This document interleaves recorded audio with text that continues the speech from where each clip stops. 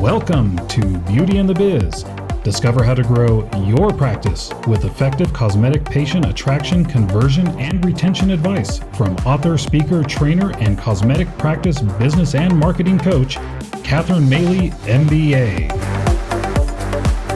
Hello and welcome to Beauty and the Biz, where we talk about the business and marketing side of plastic surgery.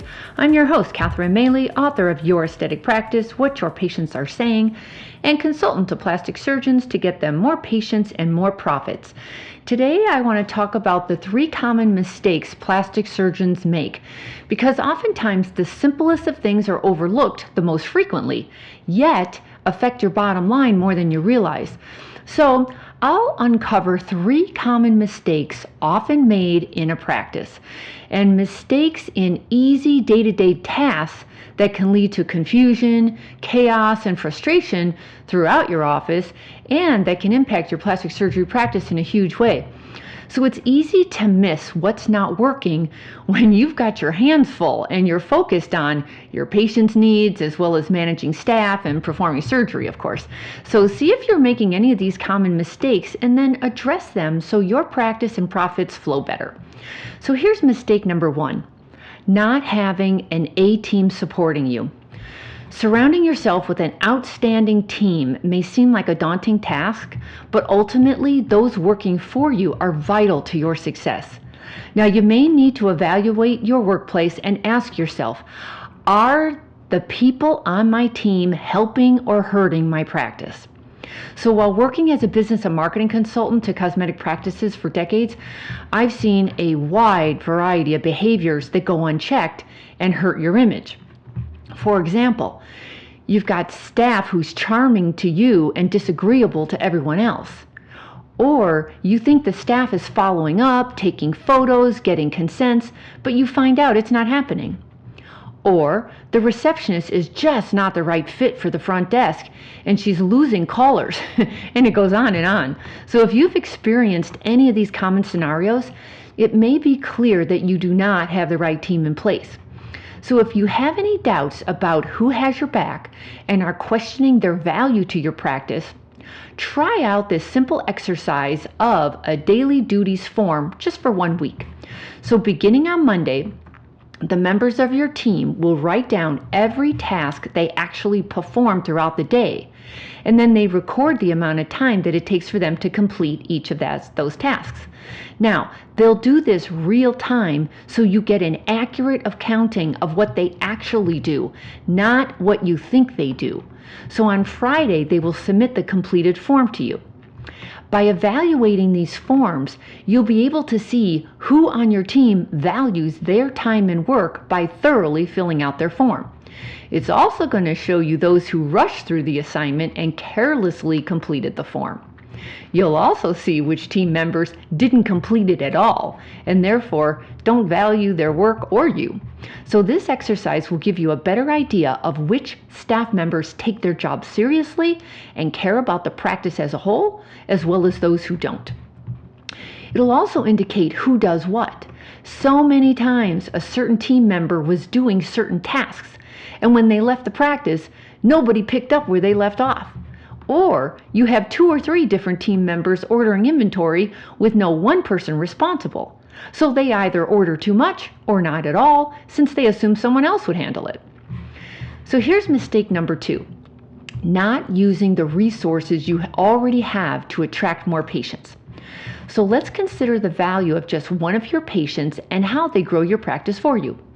So on average, a typical cosmetic patient has approximately 200 people, such as friends, family members, colleagues, neighbors, hairstylists, gym buddies, etc., in their circle of influence. Now imagine that your patient refers them to you, and in turn, these new patients refer those in their circle of influence, and so on. Your patient database and revenues will grow exponentially with the compounding effect. Now, the way to get these word-of-mouth referrals is to set up systems that happen automatically as part of your processes, so your patients know you value them and their referrals. Now, a great example of this process can be as easy as taking photos of your patients once they're healed and making them ready available to them so they can show off your work to their friends. Now, in my book, Your Aesthetic Practice, What Your Patients Are Saying, I asked patients about their before and after photos, and here's what they said.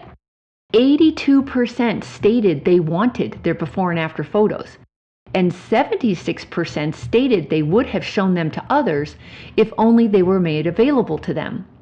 But to succeed with this, it's all in the presentation. So the best way to provide a patient with their photos is at their post-op appointment when they are healed and happy. This is the time when they'll be most excited about their results. So presenting them with a handwritten thank you note, thanking them for their trust in you, along with their photos can speak volumes.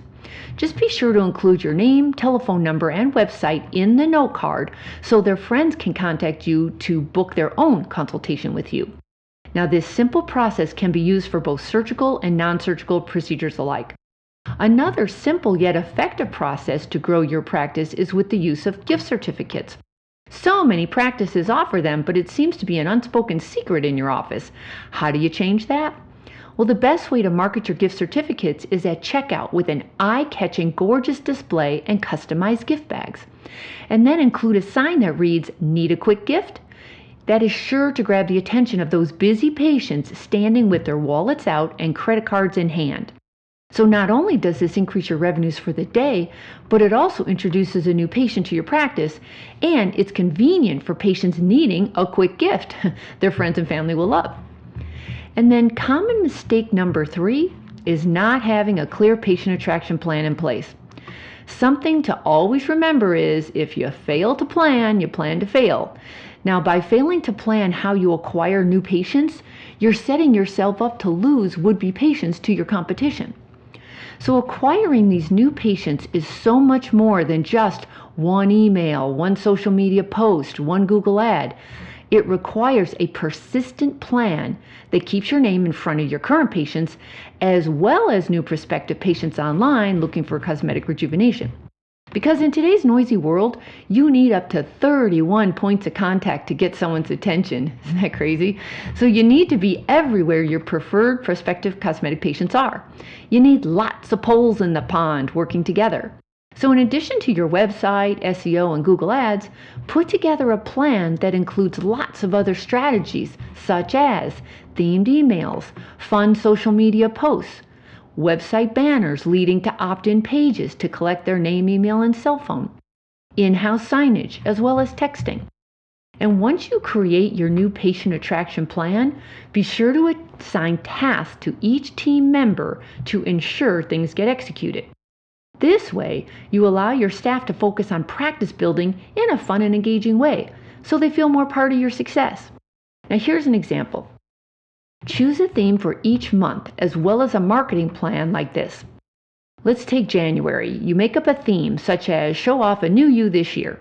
Now, make a list of tasks and who is responsible. For example, Google ads for tummy tuck and mommy makeover go to the web company. Website spotlights with videos explaining tummy tuck and mommy makeover goes to the surgeon. Email to patient list with January tummy tuck special is assigned to Karen. Social media posts 2 times per week is assigned to Sandy. In-house signage is assigned to Sue. Add more mommy makeover before and after photos and testimonials to website is assigned to Ken. Write a blog post, it's assigned to Sophia. Text certain patients your tummy tuck special, and that's assigned to Karen. Now everyone on your team has clarity and focus for January. Just do that every month and see how much better your results are when the plan is clear. Now, once you fix these all too common mistakes that are seen throughout the plastic surgery offices, you'll find that your practice is running more smoothly and effectively and you're getting better results. So if you could use help fine-tuning your practice to run on all cylinders, let's talk. I can show you how other successful practices handled the roadblocks in their own way and are now set up to succeed. Just leave me a message at catherinemaley.com and I'll get back to you shortly. Okay, that's it for this week, and I hope you got a lot of value from that. If so, please do me a favor and subscribe to Beauty in the Biz and share it with your staff and colleagues. And then, of course, I'd love to hear your feedback and or questions you've got, and you can just leave me a message at catherinemaley.com or feel free to DM me on Instagram at catherinemaley MBA. Thanks so much, and we'll talk again soon. We hope you found valuable insight on this episode of Beauty and the Biz. For more episodes, tools, and Catherine's free book, visit www.catherinemaley.com. That's www.catherinemaley.com. And be sure to subscribe to get the latest practice building strategies delivered to you. And don't forget to share this Beauty and the Biz podcast with your staff and colleagues.